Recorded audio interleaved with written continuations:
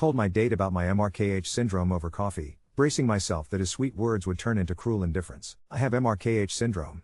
Basically meaning I was born without a vagina, vaginal canal, cervix, uterus, and fallopian tubes. This makes me unable to have sex, and unable to have children. I met a guy on a dating app about a week ago and we've been texting since.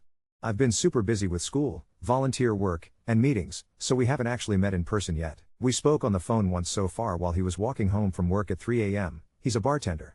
He's really funny, and I feel like he gets me. We've set up a coffee date for Wednesday and I'm really looking forward to it. So far, he's definitely shown interest in me, saying things like how he's been crushing on me or how he thinks I'm really sweet and lovely. I don't want to get ahead of myself, but I feel the same way back. This is the first time I've ever connected with someone this way on a dating app. I'm excited, but at the same time I'm also very nervous.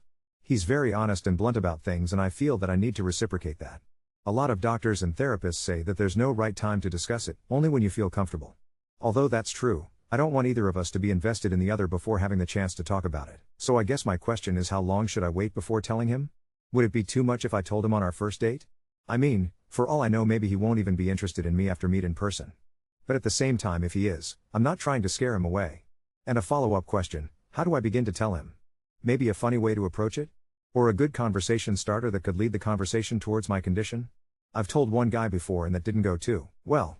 I waited a month to tell him and I ended up crying while doing it. He was interested in me before I told him, but afterwards, he was only interested in being FWB. My self-esteem definitely took a kick with that one. Update 1. The original plan was to get coffee, see how the date went and go on from there. He told me he had been recently fat-fished, not sure if that is the correct term, but he had previous met up with a girl that was way heavier than what was presented in her dating profile, and it allegedly went poorly. He was texting me less and less leading up to the day we planned on meeting, last Wednesday. He texted me Tuesday morning saying that he was sick, and apologized for the lack of communication. I had classes that day and was only able to get back to him later in the evening. I asked him if he was busy because I wanted to call him, see how he was feeling, and figure out what the plan was. I told him that health comes first, and we can always reschedule, but he insisted how badly he wanted to see me. Somehow he convinced me to see him Tuesday, at his place, even though he was sick. Once I got to his place, he was extremely sweet and nice. We totally hit it off. He complimented me a lot, said I was cute and hugged me, twice, all excitedly like when a puppy sees you when you get home after a long day. He made us coffee, and we talked about life, school, family, hobbies/interests, etc. It was going very well. We got into the discussion of movies/TV shows, and he ended up turning on his TV, and switched to Netflix. I asked him if he watched any anime. Personally, I'm not big on anime, but I've seen a few shows because my younger brother is into it.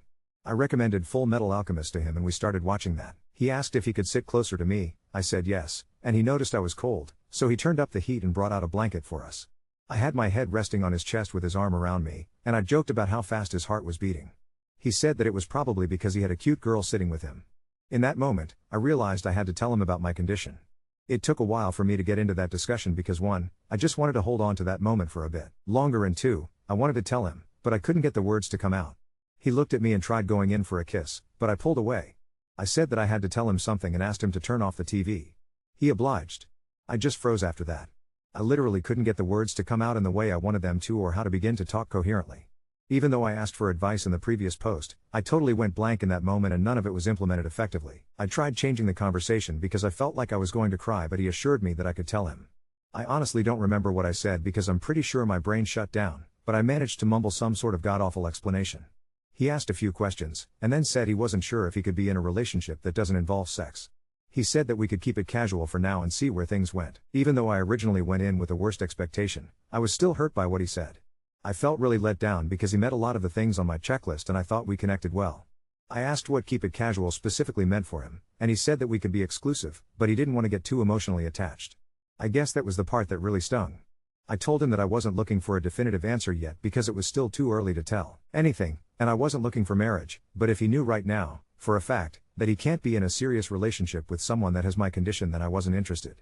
I know myself too well, and honest to God I can't get involved with someone without getting emotionally attached, and agreeing to see where it went would be intentionally setting myself up to get hurt. Plus, I think that was just his way of saying no to me nicely. He politely said that we could both take a few days to think about what we wanted, and he'd let me know. He was just trying to let me down easy, because we both knew what he meant. It was around 8:30 p.m. by the time we got done with that discussion, and I said that I should probably leave. He walked me to the elevator, in silence, and as I was about to enter the elevator he asked if I would still be interested in being friend because he enjoyed my company. I said I wasn't sure, and that I'd talk to him later. By the time I got down to the first floor and out the building, I had tears down my face and I felt like absolute shit. Pretty much every guy I have told about my condition would later go on to say that we could be FWB or something more friendly. I just felt like no one would ever want me for me, and that all I would be good for is some side action.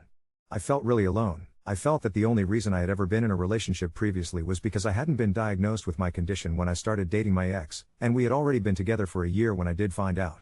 I felt like he only stayed with me a year longer was because we had an emotional bond, but even that came to an end when he cheated on me.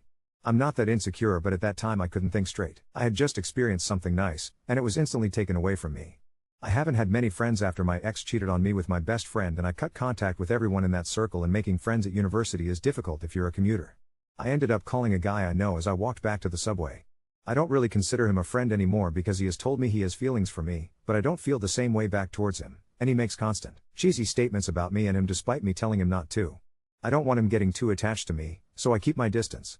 But in that moment, I really needed someone, and I didn't have any other option. So I called him, he picked up, I asked if he was busy, and he said he was playing a game with friends and he could call me back later. I didn't want to bother him like that, so I told him it wasn't necessary. So, I did something very stupid, and called my ex. His GF, the girl he cheated on me with, had him block my number, so it went straight to voicemail. Like any insane person, I left a very pathetic voicemail, sobbing and all. I said I didn't have anyone to talk to and apologized for calling him, but I couldn't think of anyone else to talk to. I didn't mention what happened or anything, just that I needed someone. I stood outside in the cold, it's snowing here, for a while until my whole body felt numb. I gathered myself and thought, come on, what the fuck are you doing? This is not you. You're better than this. I promptly got on the subway, went home, got into bed, and went to sleep. I woke up the next morning with a fever. That's what I get for getting too close to a guy that's sick, but still had to go to class and attend tutorials. I thought about my reaction a lot, and how poorly I had handled it. Clearly, I have issues I need to work on. I stayed late after the tutorial getting extra help, and after my TA was done helping all the other students, I went to her office and privately asked her if she had any recommendations for someone that I could talk to on campus. She asked me if it had to do with academic stress or something more personal. I said the latter. She pulled out her laptop so quick and got me numbers/emails/addresses for places I could contact on campus. She told me that she understood and that she too was having issues a couple months ago and recommended a clinic she had been to personally. I couldn't stop thanking her. Before I left, I said, "It's not a big deal or too serious. I guess things could always be worse," and without skipping a beat, she said, "Yeah, but things could also be a lot better." I thanked her for her help and left. He hasn't texted me in 2 days now. I'll wait a little longer, but I guess I got my answer. I realize I am not ready for dating. For the time being, I should get help. It's not that I can't handle rejection, but that fact that time and time again, I get guys who are totally into me, and aren't looking for sex right away because they want something more meaningful, but as soon as I mention no sex at all, for now, at least, they turn me down. If they rejected me right from the start, and we didn't get along well, I could handle that perfectly fine. I can't help but think I'm a defective human, and will never find a guy who would appreciate me for me. I have yet contact the number my TA gave me. If you've read this far, thank you. If you have any advice, things I should improve on, better ways to handle situations like this, constructive criticism, or any other comments, I would greatly appreciate it. Thank you. I woke up to 1,000 notifications. Lol, I was not expecting for this post to blow up. Thanks to whoever gilded this. I have no idea what it means or what it does, but thanks. I just want to thank each and every one of you guys that took the time out of your day to comment on here. I spent a good chunk of my morning just reading the comments. Your kindness and honesty has really touched my heart. Some comments made me tear up. I didn't know I needed to hear the things I did. Thank you. A lot of people also reached out to me personally and offered to talk to me, after I said that I didn't have many friends to talk to. You guys are one of the nicest people ever. I truly do appreciate it. The internet is one hell of a thing. It's unrealistic for me to reply to each comment, but I'll try my best to get to it over the next couple days. I will read all the comments and message even if I don't get around to responding to them. Truly, from the bottom of my heart, thank you Reddit. I'm getting a lot of questions and comments about my conditions and the specifics of it. I'm currently a little busy right now, but I'm going to add another edit later today or make another post about it, explaining it better and why my condition wasn't diagnosed when I was born, and a little more about my family situation and options for surgery. I'm honestly surprised that this is getting so much attention. But I'm also happy that I get to inform and educate others. I was going to make this an edit, but due to its length, I figured to make it a separate post. I don't even know if this is relevant to this subreddit anymore, but I sincerely apologize if I am in the wrong. I just wanted to address some common questions, and to clear up some things I've mentioned in the comments briefly. I hope this post is a little more coherent and organized than my previous ones. But before I do that, I want to thank everyone who sent me a DM, inboxed me, or commented, offering to talk or giving me advice. I've read through all of them, but I haven't gotten around to replying, but regardless, thank you so much. You have no idea how much it actually means to me, and how much I appreciate it. I love you all. I texted Kyle yesterday and he replied. I asked him how he was feeling. He said he was even more sick than earlier. I said I was too, and I said it was his fault, in a joking way, because it was just as much my fault too. I told him about how I had a volunteer thing at university which I went to and how I nearly fainted because of my fever and ended up coming home early. But that was it. We didn't talk about much else because he stopped responding. In addition to this, I haven't called the number my TA gave me because they are only open Monday to Friday from 8 a.m. to 4 p.m.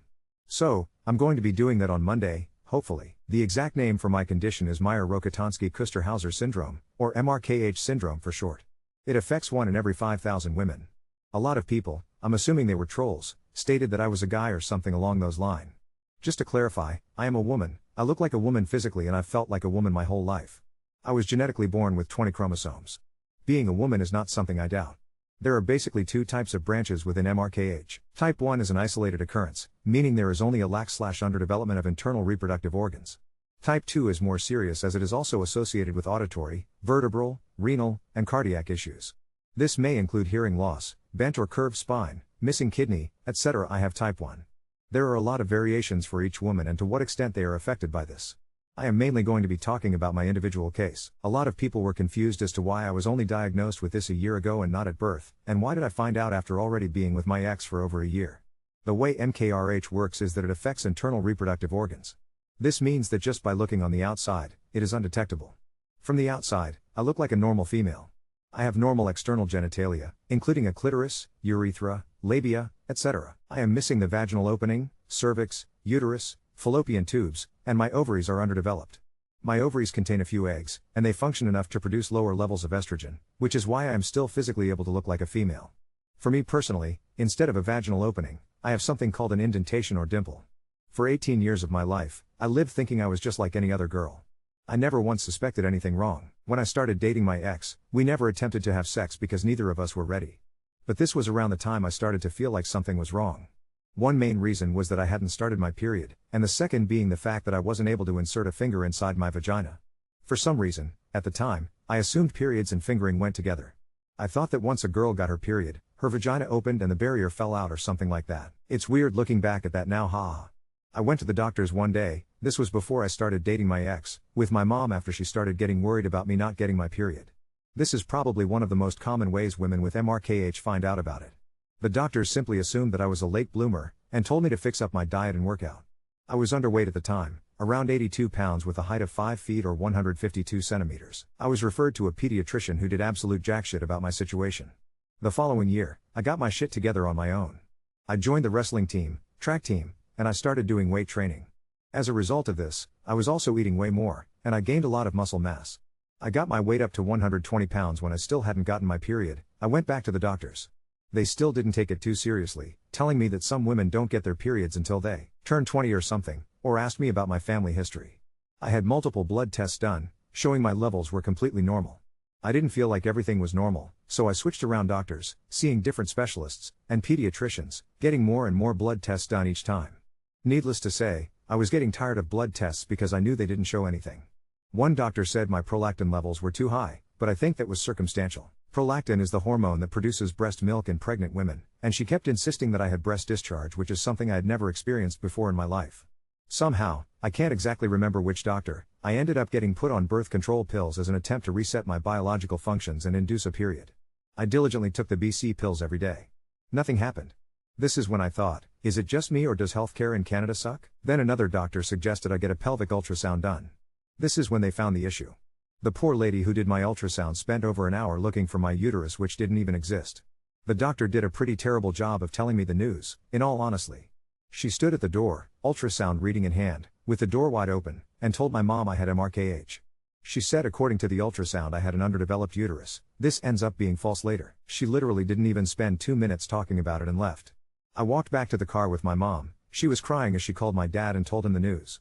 His response was just to start swearing, not knowing he was on speakerphone and I could hear him. And then he said, "It's okay, just forget it." I came home, and I did some Googling and started to learn more about Mrkh. I had already been with my ex for over a year up till this point, and I texted him while he was at work, and told him about it.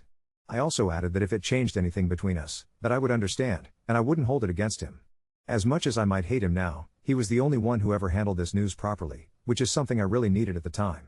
After the initial news, my doctor handed my file over to a sick kids hospital in downtown Toronto as they were better equipped to handle cases like mine. They started off by wanting to get everything straight with what they knew about my condition.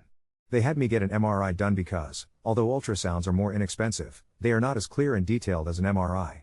I also had an ear exam, X-rays of my spine, and another pelvic ultrasound, to check kidneys.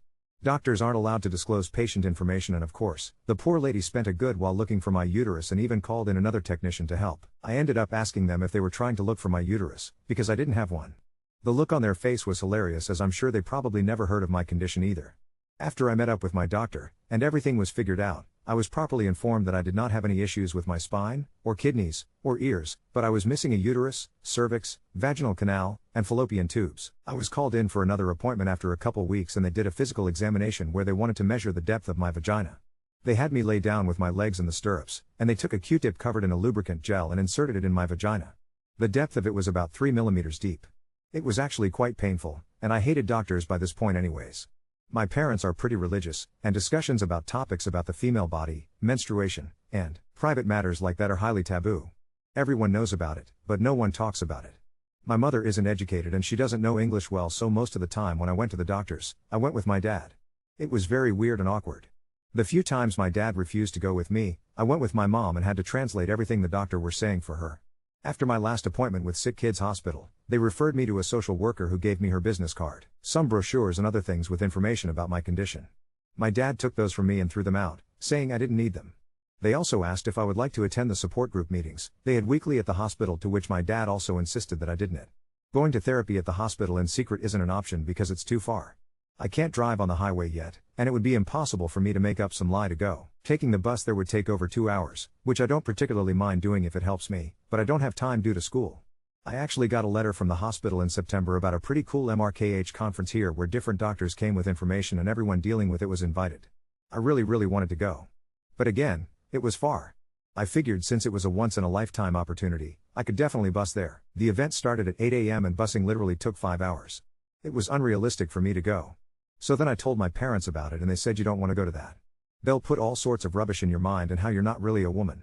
I tried arguing that it was exactly the opposite of that, and that they want to inform you that you are women despite the lack of certain organs. They responded by taking away the letter, which had a website address on it, I had received from the hospital, and throwing it away. I had someone telling me that I need to stand up to my parents. My parents aren't the issue, but my dad is. Unfortunately, due to the circumstances that I don't particularly want to reveal online, standing up to him jeopardizes everything for my mother and my younger siblings, which is something I refuse to do. I am well aware of the shitty situation I am in. I know they are being abusive, in more than one way. I've thought long and hard about it, and I've come to the terms that not doing anything about it is the best approach. I'm not saying this out of fear, or wanting to be selfish and pretending like we're like a normal family. I've seriously taken everyone's well-being and the future of my younger siblings into consideration, and unfortunately, this is the best option for now.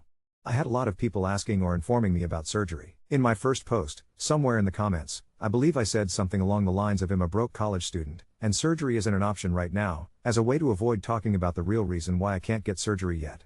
Lucky for me, I live in Canada and I have health insurance. Surgery is definitely an option for me. But due to my family situation, they believe that I won't need surgery until after I get married, because it's not like I'm going to be having sex anytime soon. Haha. 1. A lot of people, mainly guys, are saying that I could look into doing anal. It's all about personal preference, and I hate it. It's not sexy, it's not fun, it's literally feeling like reverse pooing, and it's not a good feeling. 2. I can look into the asexual community, but I am not asexual. I may not be able to satisfy my needs, but I do have a pretty high sex drive, and I do enjoy giving and other sexual activities. I don't know if I would want to be in a relationship with an individual who does not want that. 3. A lot of people had a lot to say about how I handled the situation. Some saying I did the right thing, and others saying I did it too soon. Honestly, I haven't figured out the right way to go about it. I have experimented with telling on first date, telling after a couple dates, telling before we even meet up, and none of them have gone well at all. I once told a guy about my condition before we met up, and the first thing he said to me when he saw me was, "Aren't you surprised I still agreed to meet up with you after what you told me?" I was so taken aback by it, I didn't even know how to respond to such an insensitive and arrogant comment. Someone said that if a dude has irritable bowel syndrome, I'm sure it's an important part of their life, but it's a huge first date turn-off. So he shouldn't disclose it on the first date. True, but it's not like them fucking is going to be affected by his IBS. I didn't disclose it because it was an important aspect of my life but because it was relevant to what was happening. I evaluated the situation I was in with Kyle and noticed that he was trying to get to the next level, so I had to tell him. Agree or not, first date material or not, I'm going to stand by with what I did because in that moment it was the right thing to do. 4. I am not going to disclose this on my dating profile. It's easy for everyone to sit there and suggest I do that, but you don't really know what it's like until you're actually in the situation yourself. I don't want to publicly display it to guys I'm not interested in, nor to those who aren't interested in me. I know guys who also use those dating apps, and I don't want them to stumble across my profile and find out about it. 5. The guy I ended up calling on Tuesday night, after I left Kyle's apartment, he knows about my condition. He has told me that it wouldn't bother him. I had a lot of messages telling me that I shouldn't friendzone him, and that I should give him a chance. Here is the real reason why I'm not attracted to him nor why I would never ever give him a chance. He's basically doing nothing with his life. He's 24, lives with his mom, doesn't work, can't drive, plays video games all day, uses his depression and anxiety as an excuse from putting in any effort towards having an independent life. Whereas I, on the other hand, I work part-time, I study my ass off in school, and I make time to do extracurricular stuff. I also deal with depression, self-harm, and suicidal thoughts. But I treat each day as an opportunity to make progress. I'm not saying I'm better than him because our circumstances are very different, nor am I saying that he's not trying his best because everyone deals with things differently. I'm just saying he doesn't have his shit figured out yet and I'm not into that. In addition to this, he was once involved in a situation where he was the other guy. He was involved with a girl who had a boyfriend and he knew this before getting involved with her but continued with it anyways because he was lonely. I was on the opposite end of that kind of situation, and even though he might not be aware of the magnitude of his actions, I am. There is no way I am dating someone who selfishly puts their needs first and is able to convince themselves that cheating is somehow okay. 6. I think one of the main reasons I even turned to Reddit in the first place was because I am clearly looking for some sort of support because therapy isn't an option for me. Social media platforms for support do exist, but my parents have me added or followed on those, and I don't want them finding out. There was a user who commented on my previous post, saying that he worked with internet security and that he could help me out, but for the life of me I can't find his comment anymore amongst all the other notifications I got. This is far longer than it needed to be, sorry. I hope I answered some questions. I really do appreciate all the support I got. Thank you, and take care everyone. I'm only doing this to feel better about myself, Kyle replied. I definitely do not want to get involved. Fuck you, Kyle. If y'all want to hate on him, feel free to. I welcome it with open arms. I think I forgot to address this earlier. For those of you asking whether I can orgasm through clitoral stimulation, the answer is no. My clitoris is underdeveloped. Stimulation feels good, but it's not enough to reach orgasm. Maybe a stronger vibrator or something like that would work? I don't know. I haven't tried. Guys. I can. Still. Pee. I have a urethra. You do not put a guy's pee-pee in the same place you pee from. Simply anatomy.